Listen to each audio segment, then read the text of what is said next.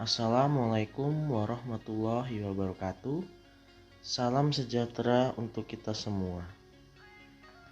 Pada video kali ini saya akan membawakan sebuah materi pembelajaran biologi, yaitu mengenai metabolisme.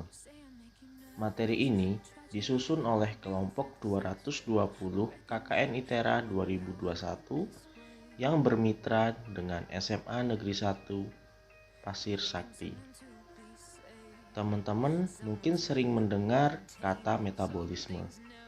Tapi apakah teman-teman sudah tahu apa itu metabolisme? Di mana metabolisme terjadi?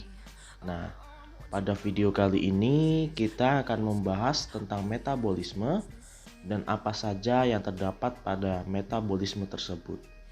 Oke, tanpa berlama-lama kita akan masuk ke pembahasannya. Penjelasan yang pertama yaitu mengenai pengertian metabolisme. Metabolisme berasal dari bahasa Yunani yaitu metabol, yang berarti berubah. Secara harfiah berarti perubahan. Metabolisme secara definisi yaitu serangkaian reaksi kimia yang terjadi di dalam tubuh makhluk hidup selama hidupnya. Yang selanjutnya yaitu pembagian metabolisme. Metabolisme dapat dibagi menjadi dua, yaitu proses penyusunan yang disebut katabolisme dan proses penguraian yang disebut anabolisme. Kedua proses tersebut terjadi secara terus-menerus dan satu sama lain saling tergantung secara rumit. Nah, jadi antara katabolisme dan anabolisme selalu bekerja sama untuk melanjutkan atau meneruskan reaksi kimia dalam tubuh kita melalui proses metabolisme tersebut. Selanjutnya beberapa reaksi kimia di dalam tubuh makhluk hidup terjadi secara sangat cepat. Hal ini terjadi dikarenakan adanya suatu zat yang membantu proses tersebut. Apabila zat ini tidak ada, maka proses tersebut berjalan lambat atau bahkan tidak berlangsung sama sekali. Nah, nama zat itu yaitu enzim. Nah, apa itu enzim? Enzim adalah suatu zat atau unit yang membantu proses metabolisme di dalam tubuh. Kita lanjut struktur enzim. Keseluruhan komponen enzim disebut hulu enzim. Hulu enzim tersendiri tersusun atas yang pertama itu ada apoenzim berupa protein, dan yang kedua kofaktor atau non-protein yang ada di dalam enzim. Jadi secara keseluruhan enzim ini strukturnya tersusun atas protein.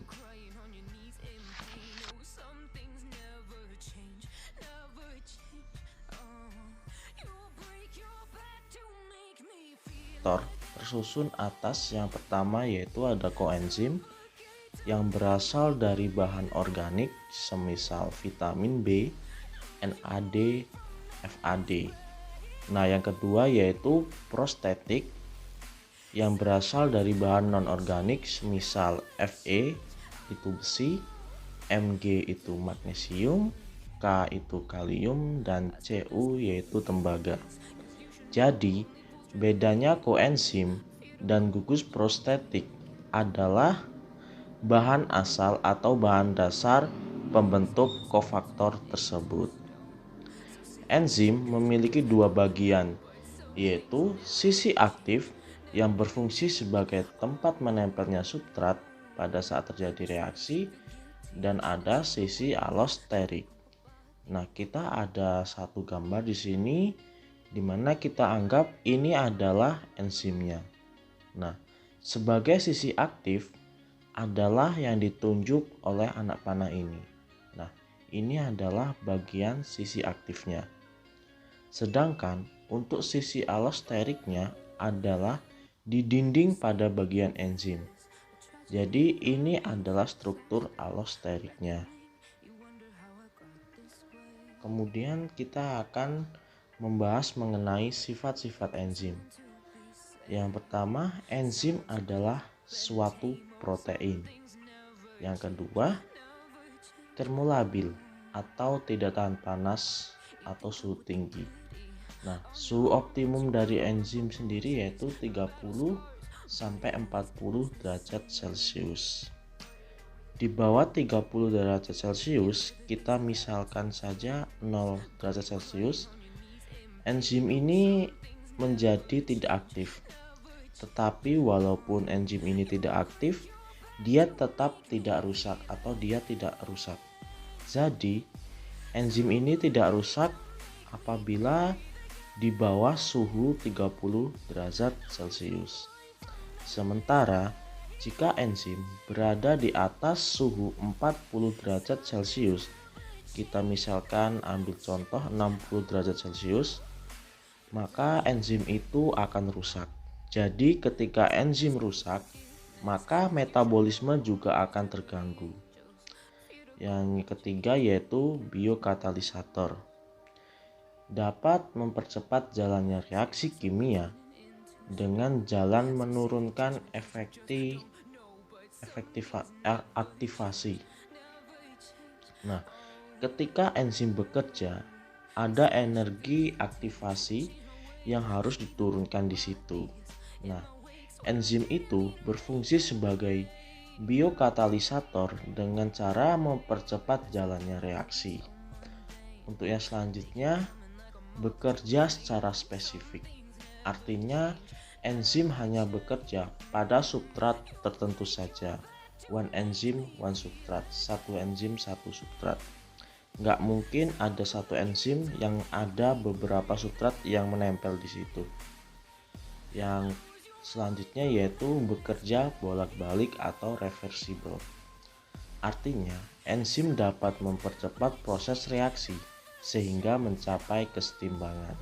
Dan yang terakhir yaitu tidak ikut bereaksi walaupun substrat yang masuk banyak. Selanjutnya kita akan mempelajari tentang cara kerja enzim. Ada dua teori tentang cara kerja enzim, yaitu yang pertama ada teori lock and key atau kunci dan gembok, dan yang kedua ada teori inducted fit atau kecocokan. Nah, ini adalah gambar dari teori lock and key.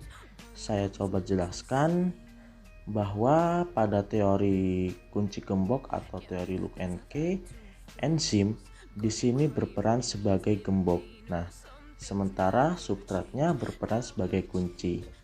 Seperti pada sistem kunci dan gembok, ketika kunci itu salah, pasti gemboknya nggak mau terbuka. Nah, seperti pada gambar ini, ketika sisi aktif enzim ini bekerja, karena ada substrat yang akan masuk ke enzim tersebut, maka dinding dari sisi aktif ini akan lebih kaku. Kenapa menjadi lebih kaku? Karena substratnya harus bisa menyesuaikan bentuknya dengan sisi aktif enzim. Artinya, substrat yang harus menyesuaikan bentuk enzim terhadap bentuk sisi aktif enzim. Nah, di sini sisi aktif enzim sudah menempel atau menyatu pada substrat. Nah, akhirnya enzim akan menghasilkan dua produk di sini. Nah, yang di bawah ini adalah gambar dari teori inducted fit atau kecocokan. Nah, teori inducted fit ini atau kecocokan adalah kebalikan dari teori lock and key atau kunci dan gembok. Di sini pada teori kecocokan justru yang harus menyesuaikan bentuk itu adalah enzimnya. Jadi sisi aktif enzim yang harus menyesuaikan dengan bentuk substratnya. Jika bentuk substratnya seperti ini, maka sisi aktif juga harus bisa membentuk seperti itu. Nah, itu di situ ada contoh di gambar yaitu substratnya berbentuk segitiga, maka sisi aktif dari enzim itu juga harus bisa membentuk segitiga gitu. Jadi Di sini sisi aktifnya lebih fleksibel dibanding dengan teori Look and Key. Oke, selanjutnya kita akan mempelajari faktor-faktor yang mempengaruhi kerja enzim. Ada beberapa faktor yang mempengaruhi kerja enzim, yaitu yang pertama suhu. Seperti yang sudah kita bahas tadi, salah satu sifat dari enzim adalah termolabil atau tidak bisa di suhu panas atau tinggi begitu. Nah, ini adalah ada grafik perbandingan aktivitas enzim dengan suhu. Nah, seperti yang tadi saya sudah bilang bahwa yang paling stabil atau enzim itu bisa bekerja secara maksimal yaitu di suhu antara 30 sampai 40 derajat Celcius. Jika di bawah 30, enzim itu tidak akan bekerja, dan apabila di atas 40 maka enzim itu akan rusak. Kebanyakan enzim tidak menunjukkan reaksi turun sampai 0 derajat Celcius. Jadi suhu optimum adalah 30 sampai 40 derajat Celcius. Nah, yang kedua yaitu pH. pH itu adalah tingkat keasaman suatu reaksi kimia. Ini adalah grafik hubungan antara aktivitas dengan pH. Nah, di sini ada pH optimum. Nah, pH optimum enzim ini supaya enzim dapat bekerja dengan baik adalah antara 6 sampai 8. Nah, di sekitar 6 sampai 8 itu enzim dapat bekerja dengan sangat baik. Nah, yang selanjutnya yaitu konsentrasi enzim dan substrat. Perbandingan jumlah antara enzim dan substrat harus sesuai. Semakin banyak enzim, maka reaksi akan semakin cepat. Dan yang selanjutnya yaitu inhibitor enzim. Inhibitor adalah penghambat. Nah, jika inhibitor ditambahkan ke dalam campuran enzim dan substrat, maka kecepatan reaksi akan turun. Nah, itu tadi adalah penjelasan singkat dari saya mengenai metabolisme. Terima kasih kepada teman-teman yang sudah menonton video ini dan menyimak sampai akhir. Saya sebagai pembawa video ini meminta maaf apabila ada kesalahan dalam penyampaian materi dan ada salah-salah kata. Saya mohon maaf yang sebesar-besarnya. Saya akhiri, wabillahi taufiq wal hidayah. Wassalamualaikum warahmatullahi wabarakatuh.